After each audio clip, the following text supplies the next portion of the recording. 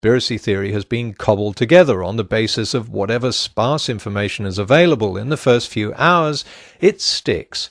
It seems impossible for conspiracy theorists to accept that it was wrong.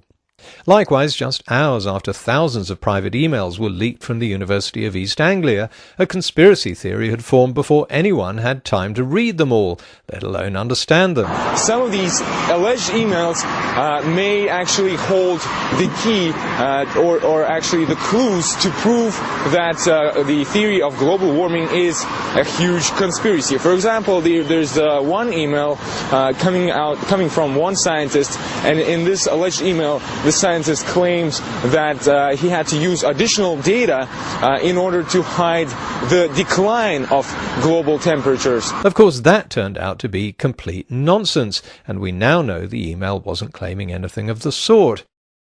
These hastily drawn conclusions try to adopt the veneer of a real investigation like Watergate the easy way by simply adding the suffix "gate" to the conspiracy, and of course copy Watergate jargon. Follow the money. Now, of course, in the Watergate investigation, follow the money meant trace the source of the money paid to the Watergate burglars. By backtracking checks and funds, the trail led to the committee to re-elect the president, and it gave reporters Woodward and Bernstein the evidence they needed to show a link between the burglars and the White House.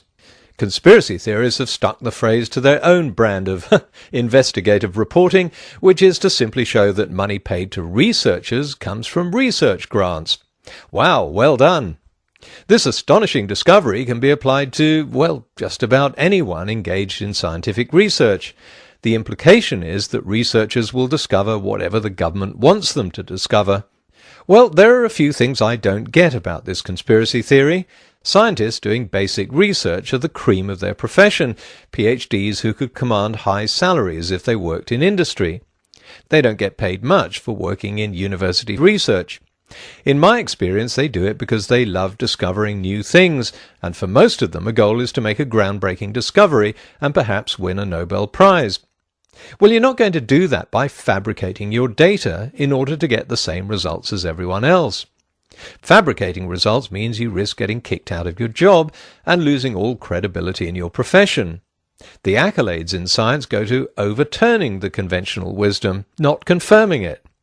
And in the case of climate research, where the mantra "follow the money" is most often applied, if climate researchers are faking their results to please the government, why didn't American scientists under George Bush Sr. and Canadian scientists under the current government start pouring out papers showing there's no link between CO2 and global temperature? After all, both administrations were and are hostile to action on climate change and would love to get supporting evidence from the scientific community. But if this makes no sense to you, then there's another theory to explain why the research continues to show a link between CO2 and global temperatures. Apparently, climate scientists want to install a world Marxist government run by the UN.